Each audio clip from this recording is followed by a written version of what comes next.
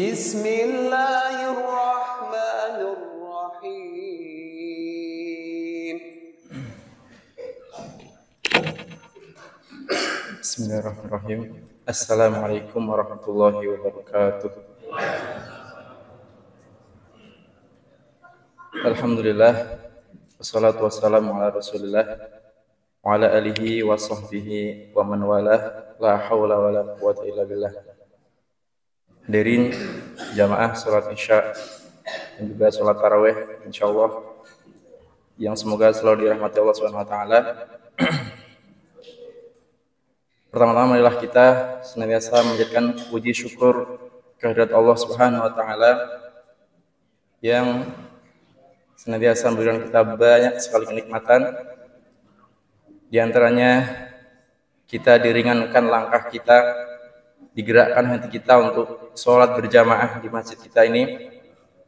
Mudah-mudahan kita semuanya termasuk orang-orang yang mendapatkan petunjuknya Allah Subhanahu wa taala, yang selalu beramal soleh, dan mudah-mudahan termasuk orang-orang yang akan dimasukkan surganya Allah Subhanahu wa taala. Salawat serta salam semoga tercurahkan kepada Nabi Muhammad SAW, juga para keluarganya, para sahabatnya, dan seluruh kaum muslimin yang selalu istiqomah di bawah naungan sunnahnya hingga hari kiamat kelak. Hadirin rahimakumullah, pada pertemuan sebelumnya kita mendengarkan cerita dari sahabat Mu'adz bin Jabal tentang pertemuannya dengan Nabi Muhammad SAW, yaitu ketika beliau dibonceng oleh Nabi dan beliau ditanya apa hak Allah dan hak seorang hamba. Dan kemarin juga dijelaskan bahwasanya ketika seorang hamba sudah memberikan hak Allah, yaitu untuk ditauhidkan, untuk tidak disekutukan dengan apapun, maka seorang hamba akan mendapat jaminan ketika dia benar dalam bertauhid, benar dalam mengesahkan Allah, maka dia dapat jaminan dia tidak akan diazab di neraka di akhirat kelak. Namun itu tidak menjadikan seorang mukmin mengandalkan hal itu, karena contoh kita Nabi Muhammad SAW, beliau sudah dijamin akan diampuni dosa-dosanya. Yughfaru ma taqaddama min dzambihi wa ma ta'akhkhar, Allah. Tapi beliau selalu terdepan dalam amal kebaikan.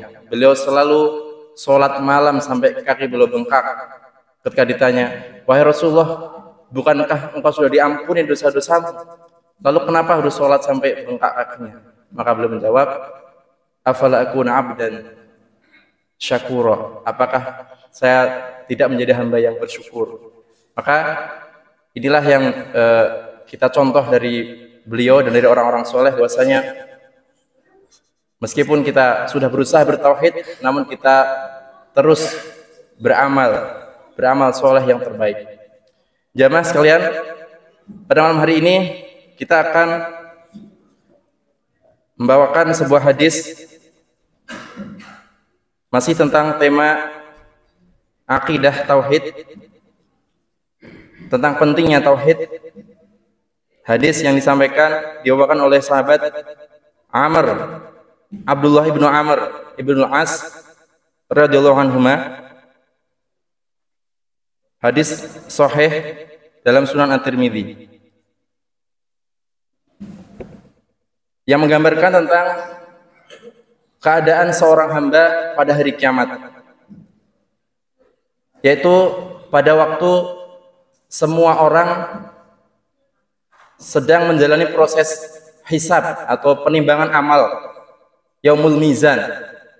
Setiap orang membawa amal solehnya, kemudian ditimbang. Kalau amal baiknya itu lebih baik, faman thaqulat mawazinuh fahuwa fi 'ishatir radiyah. Jika amal baiknya yang lebih banyak, dia akan dimasukkan ke dalam surga, fi 'ishatir radiyah, kehidupan yang diridhoi oleh Allah. Namun jika yang lebih berat adalah amal buruknya, fa amma man khaffat mawazinuh fa ummuhu hawiyah, maka dia akan dikembalikan ke neraka hawiyah. Maka saat detik-detik itu adalah yang sangat menegangkan ketika setiap orang menjalani penghitungan amalnya. Diceritakan dalam hadis bahwa Rasulullah SAW bersabda, qala Rasulullah SAW, innallaha sayukhlisu rajulan min ummati ala ru'usil khalaiq yaumal qiyamah. Nanti, kata Rasulullah, pada hari kiamat Allah akan membebaskan, menyelamatkan salah seorang hamba dari umatku, kata beliau. Salah seorang laki-laki dari umatku. Fayanshuru alaihi tis'atun wa tis'ina sijilan. Laki-laki ini bukan orang yang banyak sholat, bukan orang yang jamaah masjid seperti itu, bukan. Tapi laki-laki ini adalah orang yang banyak melakukan kemaksiatan. Mungkin tidak ada satu kemaksiatan pun yang dia tinggalkan dari banyak jenis-jenis kemaksiatan. Maka ketika ditampakkan catatan amalnya, ya seperti dalam hadis ini, ketika ditampakkan catatan amalannya, ada 99 catatan, daftar catatan amal buruknya. Kullu sijilin mithlu maddal basar. Setiap catatan itu sepanjang pandangan kita, sepanjang pandangannya itu catatan buruk semuanya. Karena saking banyaknya maksiat dalam kehidupannya. Kalau dalam istilah Jawa mungkin semua molimo mungkin ya, dilakukan semuanya. Tapi ada yang spesial dari laki-laki ini, dari pemuda ini. Kemudian Allah bertanya kepada pemuda ini, atunkiru min hadza syai'an? Apakah engkau ada yang engkau ingkari dari catatan ini? Engkau melakukan dosa ini, dosa itu, dosa ini, semua dikerjakan. Maka apa ada yang salah di catatan ini? Kemudian laki-laki hanya bisa menjawab, la ya Rabb, tidak ya Rabb. Saya mengakui semua ini saya kerjakan, saya lakukan keburukan ini, dosa-dosa ini. Kemudian Allah bertanya lagi, afalaka udhrun? Apakah kamu punya uzur? Kemudian pemuda ini hanya bisa menjawab, la ya Rabb, saya tidak punya uzur. Kemudian bala innalaka indana hasanah fa innahu la dzulma 'alaikal yaum. Kemudian Allah menjawab, ya, tapi ada satu kebaikan yang engkau miliki dan kamu tidak akan dizalimi pada hari ini. Fatukhriju bitaqatan. Kemudian dikeluarkan satu kartu, satu catatan kecil. Apa isinya? Fiha asyhadu an la ilaha illallah wa asyhadu anna Muhammadan abduhu wa rasuluh.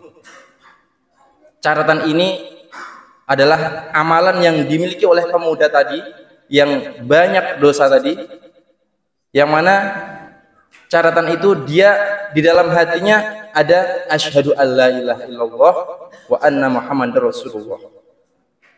Jadi meskipun dia berbuat dosa, berbuat maksiat, tapi jauh di dalam hatinya masih ada setitik tauhid, mengakui bahwasanya Allah adalah Tuhannya, Allah yang menciptakannya dan tidak ada Tuhan selain Allah. Maka dikatakan kepadanya, uhdur waznak, datangkan timbanganmu. Kemudian seolah-olah pemuda tadi menyerah. Fayaqul, ya Rabb, ma hadhil bitaqah ma'a hadhis sijilat. Apa bandingannya, catatannya kecil dibandingkan catatan saya, keburukan saya yang sangat banyak ini ya Allah. Mulai pesimis pemuda ini. Kemudian innaka la tuzlam. Engkau sungguh tidak akan dizalimi.